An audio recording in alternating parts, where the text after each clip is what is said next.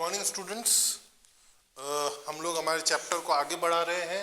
Class 12 geography chapter number 12 environmental problems and solution, पर्यावरणीय समस्याएं एवं समाधान। इस टॉपिक के अंदर हम लोग अभी जो बात कर रहे हैं इस चैप्टर में ग्रीन हाउस इफेक्ट की बात कर रहे हैं, ग्रीन हाउस प्रभाव की बात कर रहे हैं।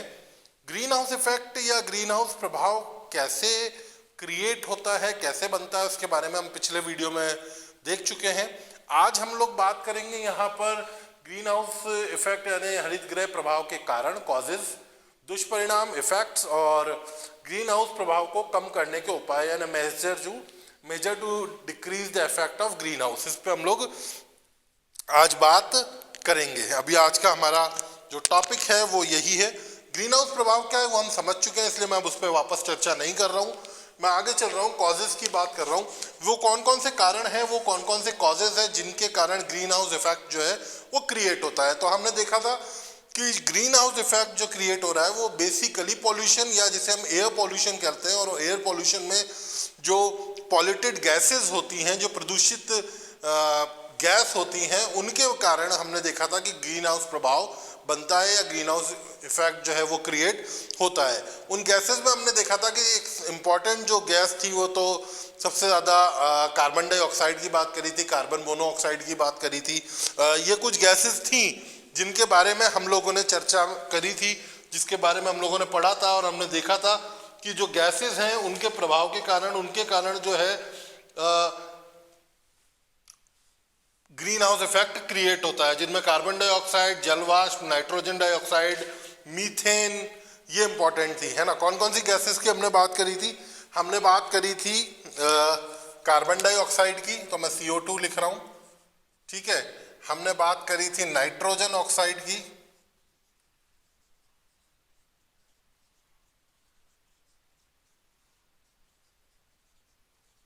मीथेन की। इन गैसेस की हमने बात करी थी, और इन गैसेस के कारण ही कहीं ना कहीं ग्रीन हाउस इफेक्ट क्रिएट होता है। ये सारी पॉल्यूटेड गैसेस हैं, हम जानते हैं कि प्रदूषक, वायुमंडल में प्रदूषण फैलाने वाली ये गैसेस हैं। तो अब सीधी सी बात है, जैसे इसमें पहला जो कारण है, पहला जो कॉज बताया, वो बताया औद्योगिकरण या इंडस्ट्रियलाइजेशन। ऑब्वियसली औद्योगिकरण या इंडस्ट्रियलाइजेशन की हम लोग जब बात करते हैं तो ये एक बहुत महत्वपूर्ण कारक है, क्योंकि हम जानते हैं कि औद्योगिक इकाइयों, इंडस्ट्रीज से जो गैसेस, जो प्रदूषक तत्व, प्रदूषक गैस जो निकलती हैं, वो जो है ग्रीन हाउस इफेक्ट को बढ़ाने में अपना योगदान देती हैं, क्योंकि वो सारी प्रदूषक गैसेस होती हैं और वो कहीं ना कहीं ग्रीन हाउस इफेक्ट को बढ़ाने में अपना बहुत इंपॉर्टेंट जो है योगदान देती हैं, है ना। चाहे वो क्यों देती है, सॉरी, क्योंकि वहां पर पेट्रोलियम का, उद्योगों में, इंडस्ट्रीज में पेट्रोलियम का यूज होता है, कोयले का यूज होता है, और उनको जलने से जो गैसेस निकलती है वो नुकसानदायक होती हैं। दूसरी बात करें वनों का विनाश या डिफॉरेस्टेशन। ऑब्वियस सी बात है, हम जानते हैं कि वन जो है वो निरंतर काटे जा रहे हैं, खत्म होते जा रहे हैं, डिफॉरेस्टेशन होता जा रहा है ना। डिफॉरेस्टेशन होने के कारण क्या हो रहा है, या वनों के खत्म होने के कारण क्या हो रहा है कि जो वन है, जो ट्रीज हैं, वो हम जानते हैं कि क्या करते हैं, CO2 को ऑब्जर्व करते हैं और जो है ऑक्सीजन गैस को छोड़ते हैं, CO2 को रिसीव करते हैं, ऑब्जर्व करते हैं और ऑक्सीजन छोड़ते हैं। जब पेड़ ही कम हो जाएंगे, जब पौधे ही कम हो जाएंगे, जब जंगल ही कम हो जाएंगे, फॉरेस्ट खत्म हो जाएंगे, तो ऑब्वियसली CO2 को ऑब्जर्व कौन करेगा, कौन उसके बदले में हमें ऑक्सीजन देगा। ये जो पूरी की पूरी फोटोसिंथेसिस की प्रक्रिया जो होती है ना, ये होगी ही नहीं, और जब ये नहीं होगी तो सीधी सी बात है कि वो जो कार्बन डाइऑक्साइड है जिसको वो रिसीव करते हैं, ट्रीज, पौधे जो लेते हैं, वो कार्बन डाइऑक्साइड वातावरण में उसी तरह घूमती रहेगी। उनका जो एक तरह से हम कहें कि प्राकृतिक तरीके से निष्पादन जो होना था, है ना, या कहें कि भाई हाँ, प्राकृतिक तरीके से जो निष्पादन होना था वो हो ही नहीं पाएगा। तो ऑब्वियसली वायुमंडल में जो है ऑक्सीजन की मात्रा कम रहेगी और कार्बन डाइऑक्साइड जो है गैस, उसकी मात्रा बढ़ जाएगी, तो वो हमारे ग्रीन हाउस इफेक्ट को ऑब्वियसली बढ़ाएगी। फिर बात करते हैं जीवाश्म ईंधन के दहन से, कंबशन ऑफ फॉसिल फ्यूल। हमने पहले ही पढ़ा था कि जितने भी जीवाश्म ईंधन है, चाहे वो कोयला हो, पेट्रोल हो, गैसेस हो, उनके दहन से, उनको जलाने से, क्योंकि उनको जला के हम लोगों को एनर्जी मिलती है ना, तो उनको जलाने से जो गैसेस बाहर निकलती है वो ग्रीन हाउस इफेक्ट को बढ़ाने में योगदान देती है। तो जितना हम फॉसिल फ्यूल जलाएंगे, चाहे वो वाहनों में हम लोग प्रयोग में ले, व्हीकल्स में यूज में ले, इंडस्ट्रीज में, उद्योगों में उपयोग में लिया जाए, या और कहीं भी किसी भी रूप में उपयोग में लिया जाए, वो जब भी जलेगा, उसका दहन होगा, क्या होगा, उससे गैसेस निकलेंगी और जो गैसेस हैं वो ग्रीन हाउस इफेक्ट को बढ़ाएंगी। ये जनरली माना जाता है कि लगभग 80% तक जो आप ये देख लीजिए कि है ना, गैसेस हैं, जो प्रदूषक गैसेस हैं, वो कहीं ना कहीं जीवाश्म ईंधन के दहन से ही निकलती हैं। उसके बाद हम लोग बात करते हैं नेक्स्ट, रेफ्रिजरेटर तथा एयर कंडीशनर का प्रयोग। देखिए, रेफ्रिजरेटर और एयर कंडीशनर काम आते हैं तापमान को ठंडा करने में, कम करने में, कूल डाउन करने में, है ना। और use of refrigerator and AC जो होता है, उसमें जो ठंडा करने के लिए जो गैस काम में ली जाती हैं वो कहलाती हैं CFC।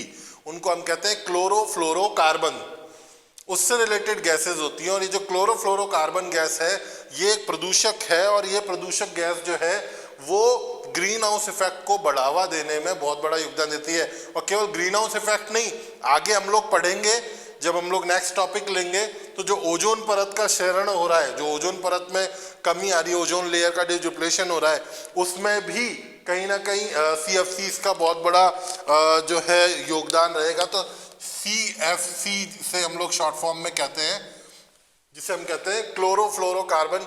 तो ये जो गैसेस हैं ये भी जो है बहुत ज़्यादा नुकसान पहुंचाती हैं और ग्रीन हाउस इफेक्ट जो है उसमें बढ़ोतरी करती हैं, उसमें इंक्रीमेंट होता है इसके कारण। तो ये बात हुई ग्रीन हाउस इफेक्ट के कॉजेज की, कारण की। अब हम लोग बात करते हैं इसके दुष्परिणाम की, इसके बैड इफेक्ट्स की हम लोग बात कर लेते हैं। तापमान में वृद्धि, इंक्रीज इन टेम्परेचर। ऑब्वियसली आपने देखा था कि ग्रीन हाउस जो हमने पढ़ा था कि इफेक्ट होता कैसे, क्रिएट कैसे होता है, तो उसमें आपने सबसे पहले यही देखा था कि टेम्परेचर जो है वो इंक्रीज हो जाता है, तापमान में वृद्धि हो जाती है, क्योंकि जो सनरेज, जो ऊष्मा हमें कहाँ से मिल रही है, सूर्य से मिल रही है, वो वापस लौटकर नहीं जा पाती, है ना, नहीं जा पाती। तो क्या होता है, पृथ्वी का तापमान, अर्थ का जो टेम्परेचर है वो इंक्रीज हो जाता है। तो एक ये सबसे बड़ी जो प्रॉब्लम है वो तापमान में वृद्धि या इंक्रीज इन टेम्परेचर है। और ये बहुत इंपॉर्टेंट है, क्योंकि जैसे ही अर्थ के टेम्परेचर में इंक्रीमेंट होता है, जैसे ही पृथ्वी का तापमान बढ़ता है, जितने भी साइकिल, बायोलॉजिकल साइकिल, जितने भी जैव चक्र कार्य कर रहे हैं इस पृथ्वी पर, वो सब गड़बड़ा जाते हैं। और जैसे ही वो गड़बड़ा जाते हैं तो हमें बहुत सारे नेगेटिव इफेक्ट, बहुत सारी नकारात्मक चीज़ें देखने को हमारे पृथ्वी पर मिलती हैं। विशेषकर जो प्राकृतिक व्यवस्था एक जो पूरी की पूरी चल रही है, जो मैनेजमेंट चल रहा है, वो पूरा का पूरा गड़बड़ हो जाता है। इसका बहुत ज़्यादा नेगेटिव एडवर्स इफेक्ट हम लोगों को देखने को मिलता है। सबसे नेगेटिव या एडवर्स इफेक्ट जो देखने को मिलता है वो ये देखने को मिलता है कि हमारा क्लाइमेट चेंज हो रहा है, हमारा जो जलवायु है वो परिवर्तित हो जाती है। आगे हम लोग उसको देखते हैं। और तो तापमान में वृद्धि, मैं आप लोगों को एक और बता दूं बात कि तापमान में वृद्धि जो है इसको हम लोग विश्व तापन के नाम से भी जानते हैं। एक बहुत बड़ी प्रॉब्लम है आज के टाइम में, आज के समय की, विश्व तापन, या जिसको हम कहते हैं ग्लोबल वार्मिंग, वो एक समस्या यहाँ इस तापमान में वृद्धि के कारण होती है। क्या नाम देते हैं उसको, ग्लोबल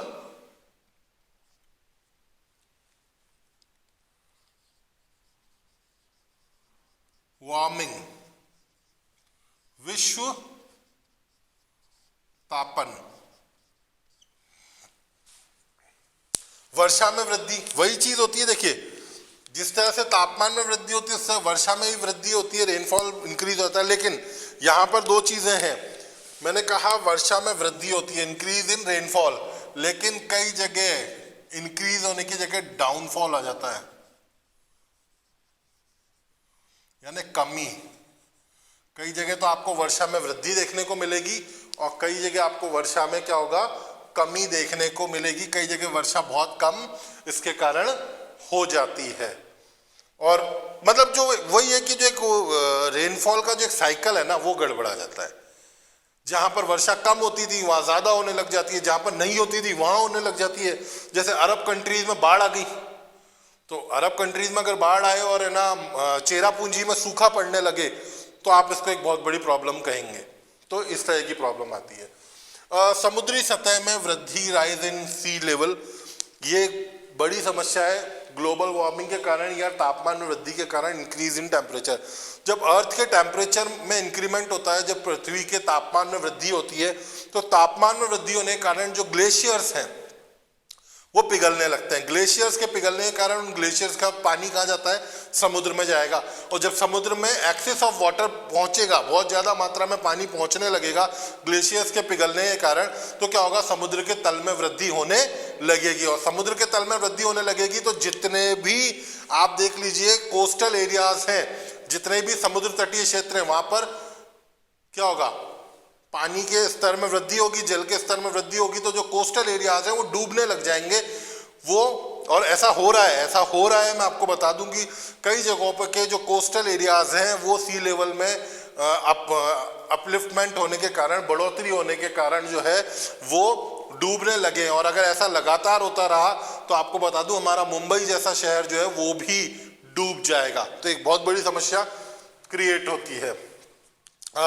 वनस्पति क्षेत्रों में परिवर्तन, चेंजेस इन वेजिटेटिव रीजंस, वही चीज है मैंने आपको जैसा कहा स्टार्टिंग में ही कि टेम्परेचर में वृद्धि होने के कारण, इंक्रीज इन टेम्परेचर होने के कारण जितने भी साइकिल वर्क कर रहे हैं, बहुत सारे बायोलॉजिकल साइकिल जो हैं, जो बहुत सारे जैव चक्र जो हैं कार्य कर रहे होते हैं, वो सब बिगड़ जाते हैं, सब गड़बड़ा जाते हैं। जहाँ पर जो वनस्पति पैदा होती है जिस जलवायु में, वो जलवायु ही गड़बड़ा गई तो वहाँ पर पैदा होने वाली जो वनस्पति है, वहाँ पर जो होने वाला वेजिटेशन है वो भी चेंज हो जाता है।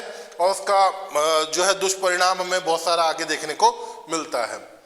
बीमारियों के स्तर में वृद्धि, स्प्रेड ऑफ डिजीजेस, बहुत सारी जो बीमारियां हैं, डिजीजेस जो हैं वो इंक्रीज हो जाती है। नई नई बीमारियां, क्योंकि सीधी सी बात है ना, सारे साइकिल, बायोलॉजिकल साइकिल गड़बड़ाए ना, तो नई नई बीमारियां भी जो है वो पैदा होने लग जाती हैं। ठीक है ना। तो अब इसका एग्जाम्पल ये है कि अगर 3 से 5 डिग्री टेम्परेचर इंक्रीज होता है, 3 to 5 डिग्री अगर टेम्परेचर इंक्रीज होता है, कितना, मैंने कहा 3 to 5 डिग्री अगर टेम्परेचर इंक्रीज होता है, तापमान में वृद्धि होती है, तो 60 से 70% तक, 60 to 70% मलेरिया के केसेस बढ़ जाते हैं।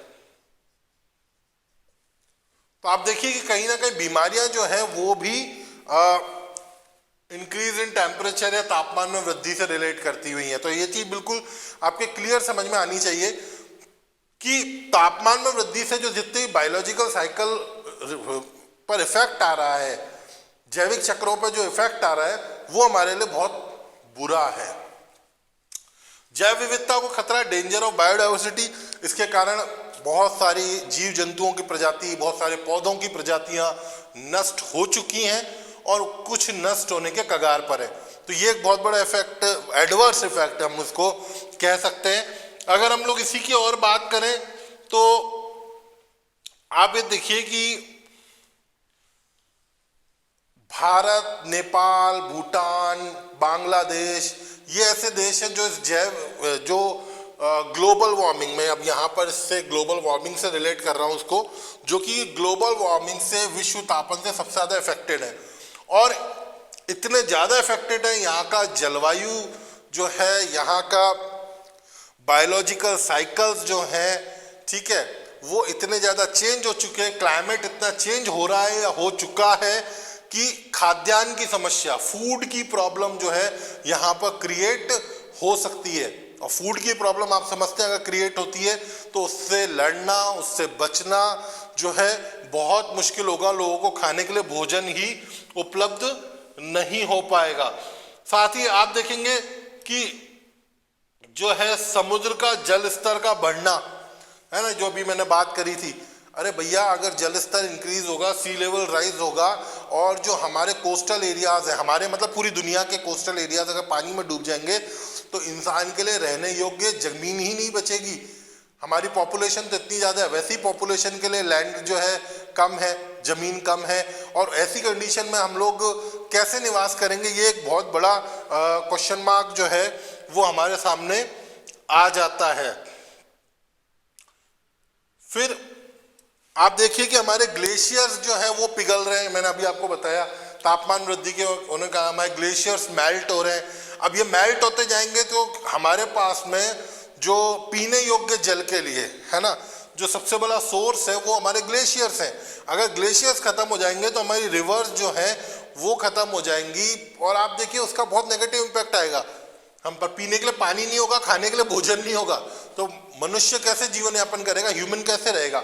और साथ में मैं आपको एक चीज़ और बताऊं, उसका एग्जाम्पल आप देख सकते हैं कि भारत में जो गंगोत्री और यमुनोत्री जो हिमनद है ना, वो पीछे की ओर मूव कर रहे हैं, वो धीरे धीरे धीरे पीछे हटते जा रहे हैं, यानी पिघलते जा रहे हैं, मेल्ट होते जा रहे हैं, खत्म होते जा रहे हैं। तो बहुत बड़ी जो है प्रॉब्लम्स हमें जो है एडवर्स इफेक्ट हमें ग्रीन हाउस इफेक्ट के देखने को मिलते हैं, जो कि ग्लोबल वार्मिंग या विश्व तापन के रूप में हमारे सामने आते हैं। अब बात आती है कि इसको कम करने के उपाय, measure to decrease the effect of green house. सबसे पहले जीवाश्म ईंधन का उपयोग कम कर दें हम लोग, है ना। क्या कर दें कि reduction in the use of fossil fuel, जीवाश्म ईंधन का जितना कम उपयोग करेंगे एडवर्स जो गैसेस हैं, जो प्रदूषक गैस हैं कम निकलेंगी तो हमें कम नुकसान होगा। वृक्षारोपण करें, प्लांटेशन करें, जितना वृक्षारोपण करेंगे उतना ज़्यादा बेहतर होगा, वो उतना ज़्यादा CO2 को एब्जॉर्व करेगा और CO2 की मात्रा में, कार्बन डाइऑक्साइड की मात्रा में कमी आएगी। क्लोरोफ्लोरोकार्बन के उपयोग को रोकना, ban the use of CFC, इसको तो रोकना ही पड़ेगा क्योंकि ये बहुत ज़्यादा एडवर्स इफेक्ट डालती है, बहुत ख़राब इफेक्ट हमारे एनवायरनमेंट पर CFCs या क्लोरोफ्लोरोकार्बन गैसेस डाल रही हैं। तो उसको हमको उपयोग को बिल्कुल बंद ही करना पड़ेगा, तब जाकर हम थोड़ा बहुत जो है ग्रीन हाउस इफेक्ट के प्रभाव को कम कर पाएंगे। इस पर बहुत जल्दी, बहुत ज़रूरी और बहुत रैपिडली हमें वर्क करना पड़ेगा, तो ही हम बच पाएंगे, नहीं तो बहुत बुरा प्रभाव हम लोगों पे आएगा। ये चीज़ हमें देखनी होगी।